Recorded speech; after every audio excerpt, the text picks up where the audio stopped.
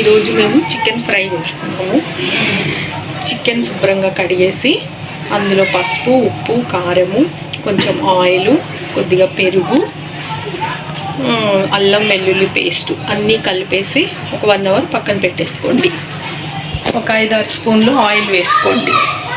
Oil మంచిగా వేడెక్కిన తర్వాత చెక్క, లవంగాలు, 2 ఇలాచీలు ఆయిల్లో వేసుకోండి. అందులో ఇలా సన్నగా పొడవుగా కట్ చేసుకున్న ఆనియన్స్ వేయండి.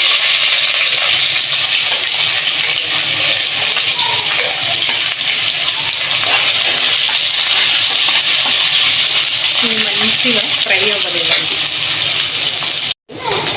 కొద్దిగా సాల్ట్, ఎందుకంటే ఆనియన్స్ తొందరగా ఫ్రై అవుతాయి. మంచిగా ఇలాగా కొంచెం ఫ్రై అవ్వనివ్వండి.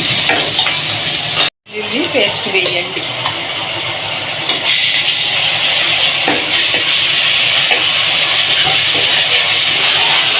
ఇది ఒక 5 మినిట్స్ ఇట్లా మగ్గనివ్వండి. అల్లం అది స్మెల్ పోయే వరకు, పచ్చివాసన పోయేంత వరకు వేపండి. ఇలా వేగిన తర్వాత బాగా డీప్ అవసరం లేదండి. ఇట్లా కొంచెం సగం వేగాక ఈ చికెన్ ఇందులో వేసేసేయండి. వేసేసి దీన్ని ఒక 10 మినిట్స్ వేగనివ్వండి. వేగిన తర్వాత చిన్న గ్లాస్ వాటర్ పోసి కుక్కర్ మూత పెట్టేసి వెయిట్ పెట్టాలి. ఓకే, ఇలా ఆయిల్ పైకి తేలే వరకు మంచిగా ఇట్లా వేపుకోండి. ఇప్పుడు ఇందులో ఒక చిన్న గ్లాసు వాటర్ పోసేసేయండి. పోసి దీన్ని మంచిగా కలిపేసి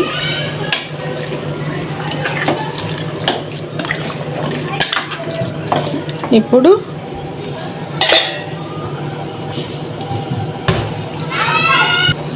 ఇలా కుక్కర్ మూత పెట్టేసేయండి. మూత పెట్టేసి ఒక్క విజిల్ రానివ్వండి.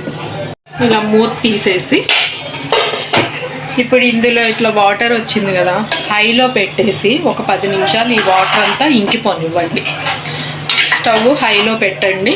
10 నిమిషాలు ఈ వాటర్ మొత్తం ఇంకిపోయేటట్టుగా కలపండి.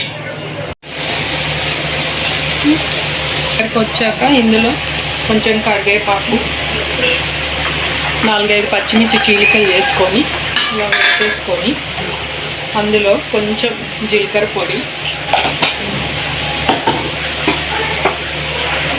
కొద్దిగా పచ్చి ధనియాల పొడి,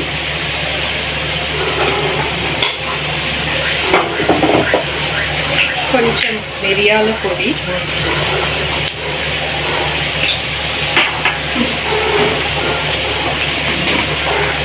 ఒక స్పూను గరం మసాలా వేసి దీన్ని కలిపేసేయండి. కలిపి ఒక 10 మినిట్స్ వేగనిస్తే మంచిగా ఫ్రై అవుతుంది.